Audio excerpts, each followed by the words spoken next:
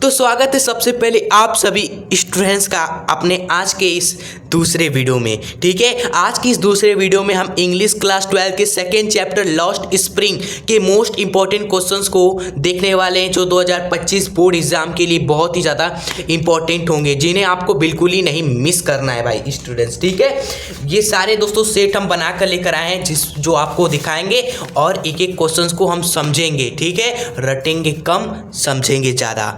अब कहानी की तरह इस तरीके से हम आपको हर एक क्वेश्चन का आंसर बताएंगे ना, तो आपको कि सर ये तो कहानी आपने रिकॉल करा दिया और क्वेश्चन भी याद करा दिया। इस तरीके से हम समझने की कोशिश करेंगे। ठीक है, और फर्स्ट जो चैप्टर था द लास्ट लेसन, हाँ फर्स्ट चैप्टर का नाम ही है द लास्ट लेसन, उसको तो हमने पहले देख लिया, उसके इंपॉर्टेंट क्वेश्चंस पहले ही हमने कर लिए। ठीक है, तो आप उस वीडियो को जरूर देख लीजिएगा, द लास्ट लेसन एजुकेशन शास्त्र सर्च कर। ठीक है, तो चलिए अपने आज का ये वाला वीडियो स्टार्ट करते हैं, जिसमें हम लॉस्ट स्प्रिंग के इंपॉर्टेंट क्वेश्चंस देखते हैं। तो लॉस्ट स्प्रिंग चैप्टर नंबर 2 के बहुत ही इंपॉर्टेंट क्वेश्चन देखेंगे। आप ये मत सोचिए कि सर ये तो 2023 में ही तो आया है, ये क्या है, लेकिन नहीं, अगर आप इस सवाल को समझोगे ना, तो मैंने पूरा पेपर एनालाइज किया है 19 से लेके 24 तक, 2024 तक सवाल क्वेश्चन जो भी आ रहे हैं ना, जो हम बताएंगे उन्हीं में से ही क्वेश्चन उठ रहा है स्टूडेंट्स। बस बात ये है कि क्वेश्चन का आंसर आपको समझना है, क्वेश्चन को समझना है। तो फिर 2025 में जो भी क्वेश्चन आएगा सब इन्हीं में से ही उठ के आएगा, ये आप लिख कर ले लो। तो देखिए, सबसे पहला क्वेश्चन है describe the life of the rag pickers of Seemapuri. पहले तो आपको बता दें, इस चैप्टर में दोस्तों आपके दो भाग हैं। एक भाग है रैग पिकर वाला, ओके, जिसमें रैग पिकर का कहानी बताया जाता है। दूसरा भाग है जिसमें मुकेश की कहानी बताई जाती है, बैंगल मेकर्स की कहानी बताई जाती है। ठीक है, तो हम पहले स्टार्ट कर रहे हैं दोस्तों रैग पिकर से। तो टोटल 6 से 7 क्वेश्चन होंगे पूरे चैप्टर के। तो आइए मज़े मज़े में हर एक क्वेश्चन को देखते हैं और समझते हैं। तो हमें इस क्वेश्चन में पूछा गया है कि डिस्क्राइब करें life of the rag pickers of Seemapuri, यानी कि सीमापुरी में जो आपके रैग पिकर्स रहते हैं, रैग पिकर्स मतलब कि जो कूड़ा उठाते हैं स्टूडेंट्स। ठीक है, तो वो जो सीमापुरी में रैग पिकर्स काफ़ी सारे भरे पड़े थे, तो बताना है कि आखिर वो कैसे ज़िंदगी जीते थे स्टूडेंट्स। ठीक है, आइए हम बताते हैं आपको।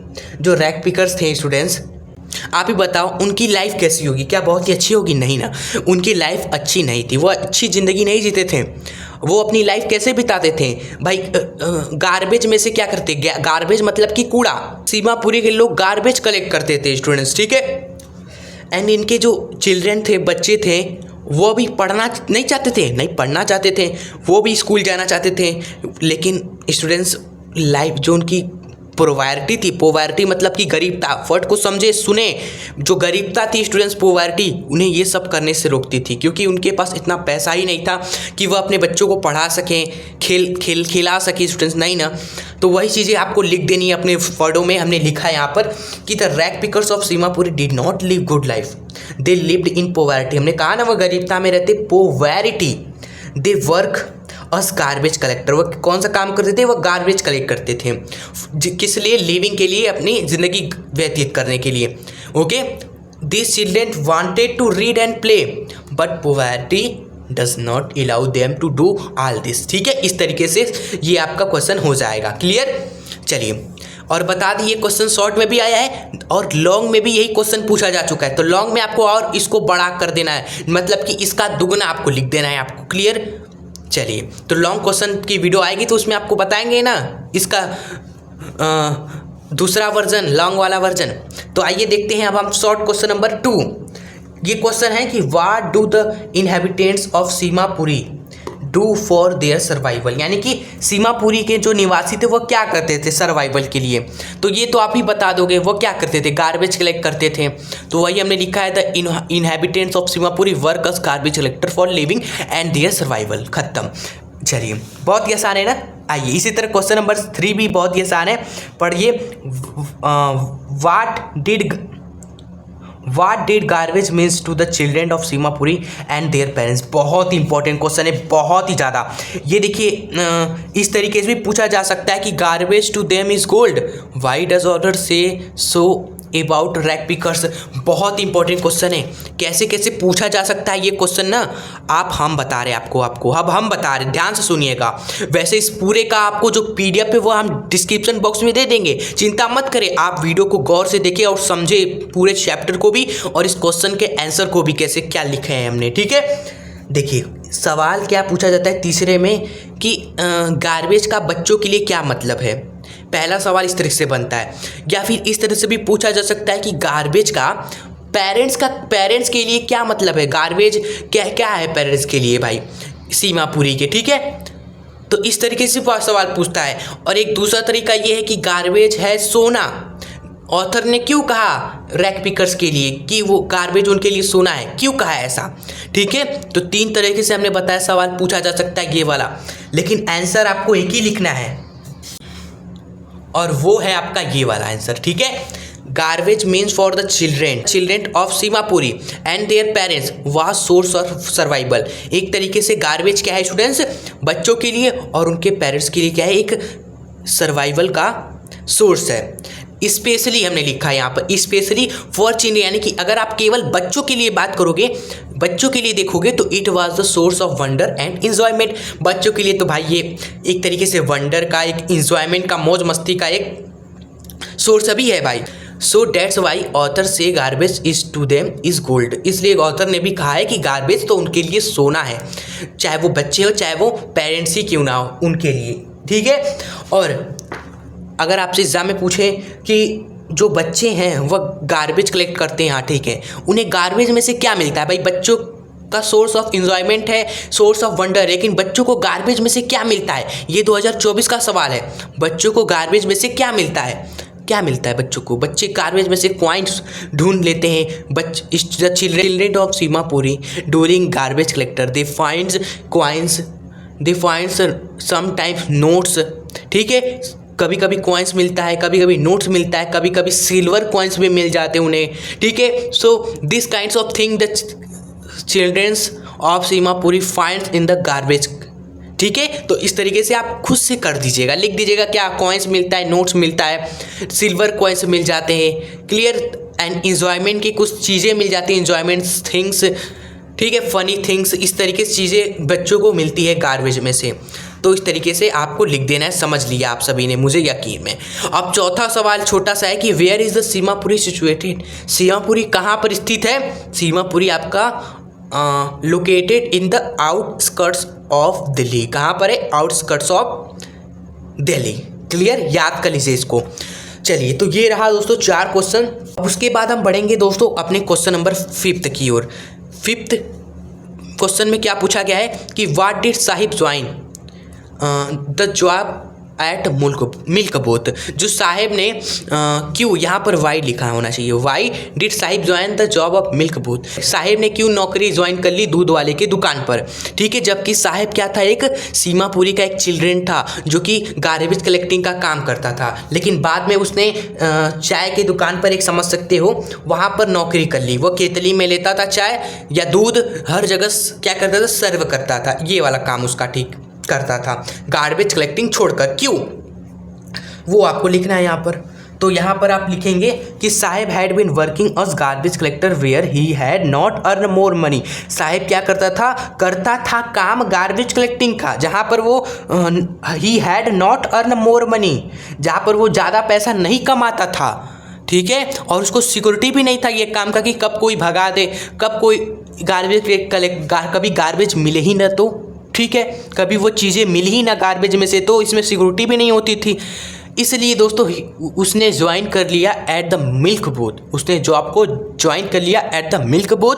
There he paid 800 rupees with food per month, जहाँ पर वो 800 रुपये कमाता था खाने के साथ हर महीने, क्लियर। तो ये आपको लिखना है, ये सवाल बहुत इंपॉर्टेंट है, क्लियर। तो आपको हर एक इंपॉर्टेंट और रिपीटेड क्वेश्चन ही इस सीरीज में कराई जा रही है और चैप्टर को इस तरीके से निचोड़ कर आपको दिया जा रहा है कि आप उन्हीं चीज़ों को फोकस करोगे जो एग्जाम में फंसता है, जो एग्जाम में पूछे जाते हैं जहाँ से। ये हम पूरे रिसर्च और मेहनत करने के बाद ही आपको दे रहे हैं। आप ये मत सोचिएगा कि हम उठे और आपको लिए ये वीडियो बना दिए, उठे और वीडियो बना दिए। रिसर्च करने के बाद आपके लिए सही चीज़ें लाई जा रही है। तो वीडियो का फ़ायदा उठाए, दोस्तों को शेयर करें, मेहनत को सफल करने के लिए शेयर जरूर करिएगा। तो चलिए अब हम बढ़ते हैं अपने पार्ट नंबर 2 की। तो स्टूडेंट्स अब हम बढ़ चुके हैं अपने क्वेश्चन नंबर 6 की ओर और साथ ही साथ पार्ट नंबर 2 की ओर, इस लॉस्ट स्प्रिंग वाले चैप्टर में पार्ट नंबर 2 की ओर, जिसमें मुकेश की बात होगी, उसकी जर्नी की बात होगी, ठीक है, मुकेश बैंगल मेकर, उसकी कहानी की बात होगी पार्ट नंबर 2 में।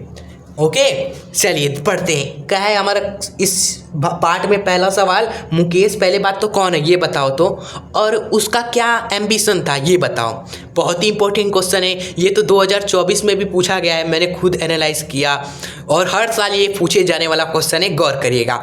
मुकेश आखिर है ही कौन सर जी? ये पार्ट नंबर 2 में मुकेश क्या बला है आपका, ठीक है। तो हमने बताया ना, मुकेश एक बैंगल मेकर है जो चूड़ियाँ बनाता है आपकी, ठीक है। और इसके पिताजी भी क्या करते थे? बैंगल मेकर करते थे, यानी कि चूड़ियाँ बनाते थे। और उसी का ही दोस्तों मुकेश भी लड़का है, इसलिए ये भी बैंगल मेकिंग का काम करता था। पर आप लिखेंगे कि Mukesh was the son of poor bangle maker.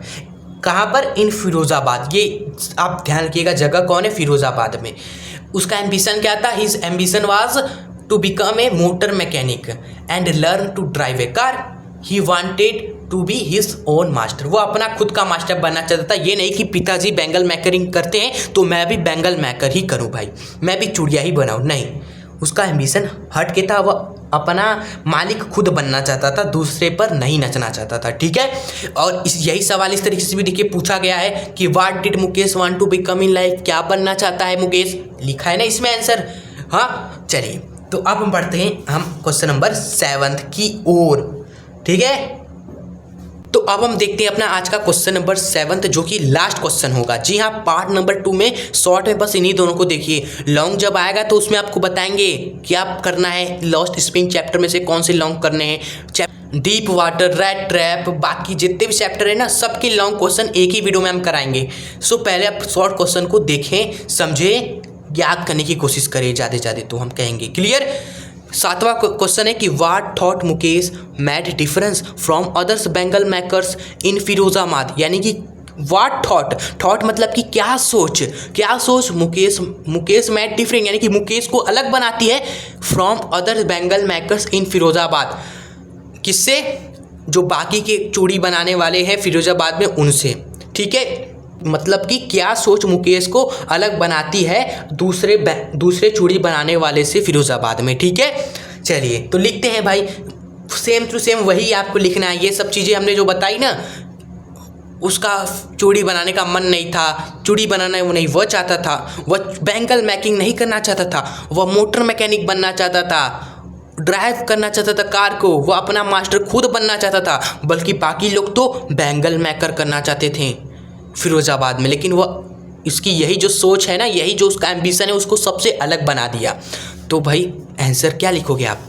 Same ऊपर वाला कॉपी पेस्ट करो ना यहाँ पर, और लास्ट में चिपका देना कि हाँ यही थॉट है, मैट कर रहा है उसको different from other bangle makers in Firozabad. खत्म। तो इस तरीके से हमने आज को बता दिए लॉस्ट स्प्रिंग के महत्वपूर्ण शॉर्ट क्वेश्चन आंसर। क्लियर? तो आप ये शॉर्ट क्वेश्चन आंसर की PDF डाउनलोड कर लीजिएगा डिस्क्रिप्शन बॉक्स में। हम तो कहेंगे आप खुद से नोट कर रहे होंगे वीडियो के साथ, तो आपको काफ़ी चीज़ें याद भी हो गई होंगी। 10 से 15 मिनट वीडियो भले ही है, लेकिन चीज़ें आपको घंटों की हम यहाँ पर समाप्त कर दे रहे हैं। बस मेहनत लगी है, जिसको आप सफल बनाएंगे। वीडियो को ज़्यादा से ज़्यादा लाइक करके, दोस्तों को भी शेयर करके, और चैनल पे नए हो तो सब्सक्राइब करके जुड़ भी जाइए आप सभी, ठीक है, ताकि इस तरह की वीडियोस आपको मिलते रहें। और मेन बात, बेल आइकन ऑन कर लीजिए, क्लिक करके ऑल पर क्लिक कर दीजिए आप सभी। तो चलिए अब मिलेंगे आपसे आपके नए वीडियो चैप्टर नंबर 3, जिसका नाम होगा डीप वाटर, उसमें, ठीक है। तब तक के लिए आप हंसते रहे, खुश रहे, आगे बढ़ते रहे। जय हिंद, वंदे मातरम।